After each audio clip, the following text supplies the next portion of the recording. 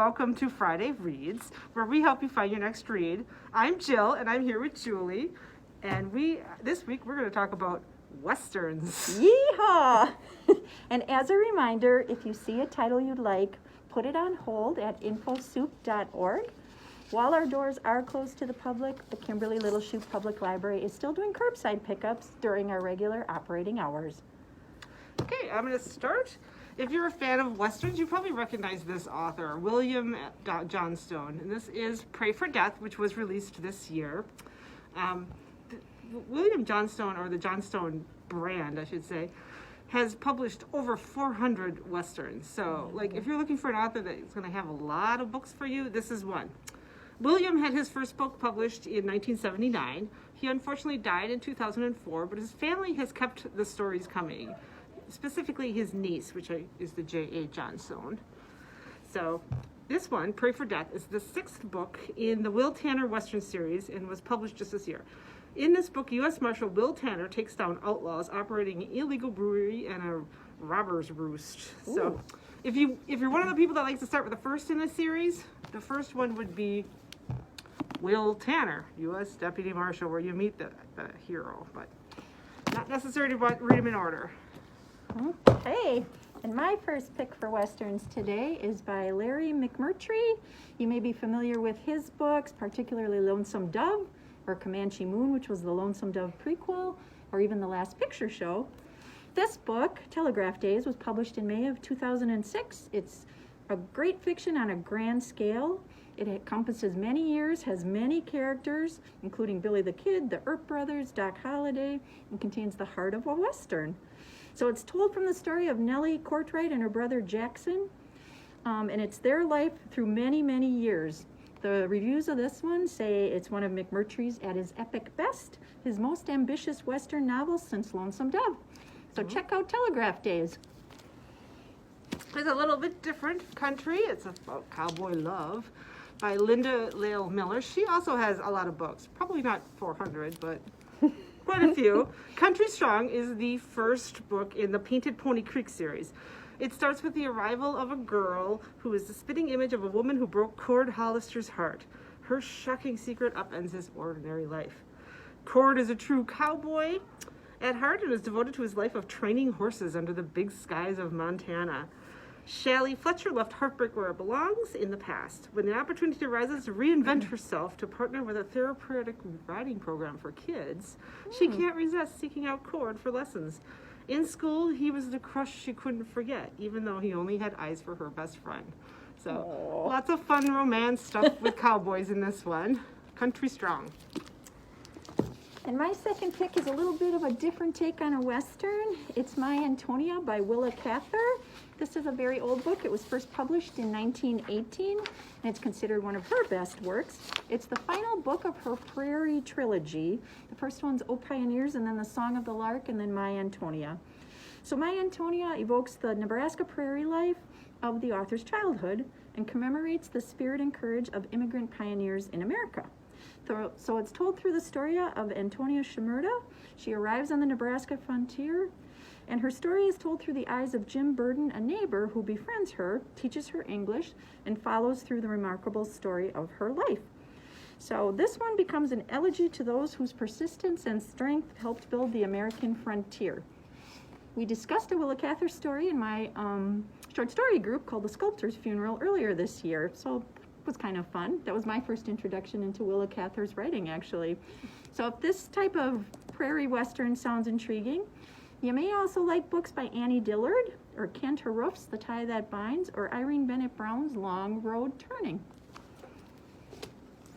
So the next one I have is News of the World by Paulette Giles. This is kind of a stagecoach story that is kind of fun. It's 1870, and Captain Jefferson Kyle Kidd travels through northern Texas giving live read-ins to paying audience hungry for news of the world.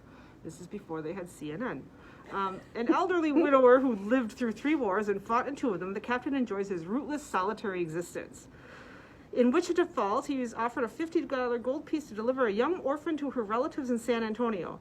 4 years earlier, a band of Kiowa raiders killed Joanna's parents and her sister, sparing the little girl. They raised her as their own. Recently rescued by the U.S. Army, the 10-year-old has once again been torn away from her only home she knows.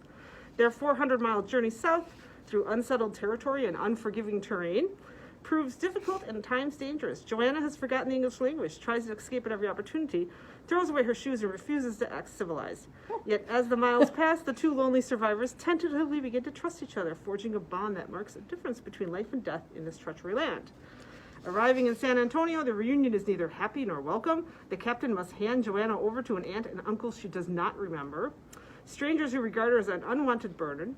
A respectable man, Captain Kidd is faced with a terrible choice: abandon the girl to her fate or become, in the eyes of the law, a kidnapper himself. Oh my. Exquisitely rendered and morally complex, News of the World is a brilliant work of historical fiction that explores the boundaries of family, responsibility, honor, and trust.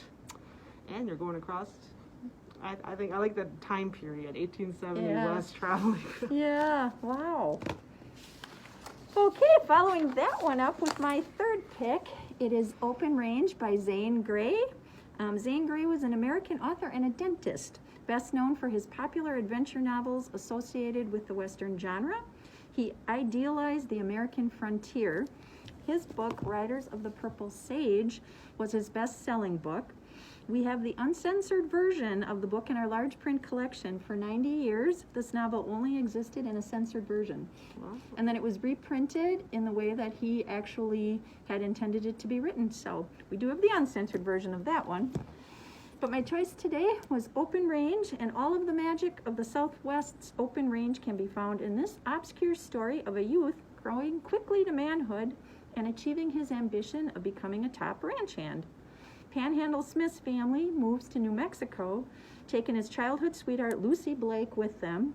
There, his father has been cheated by an unscrupulous rancher named Hardman. Lucy's father is jailed by the corrupt local marshal, and the price for release, Lucy's hand in marriage to Hardman's son. So can Panhandle Smith save the day and find a way out of this dilemma for everybody? Need to read the book to find out. No spoilers here. I know writers have day jobs, but a dentist was surprising. I know, a dentist, that surprised me too. Okay, so my next one is by an author you might be familiar with, Cormac McCarthy, who wrote The Road, which is not a Western. But this one is No Country for Old Men. This book was originally written as a screenplay. The story occurs in the vicinity of the Mexico-United States border in 1980, so it's kind of more modern times, where an illegal drug deal had gone awry in the Texas backcountry. Because of the novel's origins as a screenplay, it has a simple writing style that is different from other Cormac McCarthy novels. This book was adapted into a 2007 movie called No Country for Old Men, which won 4 Academy Awards, including Best Picture, so could be a good one. Did you see the movie? I did No, not. I did not, but No, now I I remember want to. when. Yeah, I remember when it came out, but I did not see that one. Okay, and my fourth pick is Runaways by Andrew Fenady. This author received the Western Writers of America most prestigious honor back in 2006, the Worcester Award, for his lifetime achievement and contributions to Westerns. In this book, Shad Parker is a broken man. The burning of the Shenandoah Valley during the Civil War left him a childless widower. So he laid claim to farmland in Texas and pretty much shut himself away from the rest of the world. Then, in Christmas week of 1867, he has some unwelcome visitors. The outlaw Keyshaw brothers come to town, saloon owner Yellow Rose fleeing from the local sheriff, and 3 young orphans seeking asylum. These 3 children give Shad a special gift, something to protect and something to live for. So if you're looking for a Western that occurs during the holidays, this may be the book for you. One other note about this author, he did write another Christmas work. He also wrote Yes, Virginia, There is a Santa Claus, a play in 2 acts. So he likes the holiday theme in his Westerns. Christmas Western, that's fun. My last pick is a new book that's out. It's actually a graphic novel. This is Pulp by Ed Brubaker, and Sean Phillips is the artist. In this book, it's 1939 in New York City. Max Winters is a former outlaw who now writes pulp westerns at 5 cents a word. Money is tight, Max is being replaced by younger writers and living paycheck to paycheck. He is drawn to the stories that he pens, tales of the Wild West outlaw dispensing justice with a six-gun. And Max wishes to return to his outlaw ways. But will he be able to when pursued by bank robbers, Nazi spies, and enemies from his past? This book has a 4.8 star rating on Amazon and 4.4 stars on Goodreads, and it's my general rule that I try to read things that are rated higher than 4 on Goodreads, just because Goodreads is really tough critics there. So it's got to be good. I didn't read it, but it's got to be good. And, you know. Nazi spies in with You know, with the the Western. cowboys. That's a new twist. That's something different for sure. Oh, goodness. Okay, and my last pick, I chose went a different direction. Since this month is Native American Heritage Month, I thought it was important to also include an Indian history of the American West. So I picked up Bury My Heart at Wounded Knee by Dee Brown. This is in our nonfiction collection at the library. This was first published in 1970.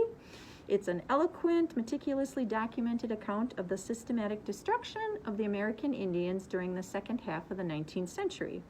Using tribal council records, autobiographies, and first-hand description, Dee Brown introduced readers to great chiefs and warriors of the Dakota, Sioux, Cheyenne, and other tribes, revealing in heart-wrenching details the battles, the massacres, and the broken treaties that methodically stripped them of their freedom.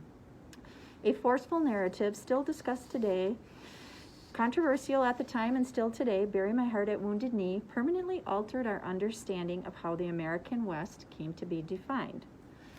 Then there's a more recent book that goes along with this book. This is David Truer's book, The Heartbeat of Wounded Knee, Native America from 1890 to present. So he is, I believe, an Ojibwe Indian, and in his book, he shows that the Native Americans did not disappear due to their intense struggles to preserve their language, their traditions, their families, and their very existence. So his story of American Indians since the end of the 19th century to the present is one of unprecedented resourcefulness and reinvention. So this is one that sounds really interesting to me. Yeah, me too. That one does sound good. I like those voices. Yes. Well, thanks for watching. We hope that you've got some ideas for your next read. See you next time, and if you have a favorite Western, leave a comment in the comments when we post the Friday Reads video. We'd love to hear from you. Happy reading, everybody. Thanks for watching. Bye. Howdy. Bye-bye.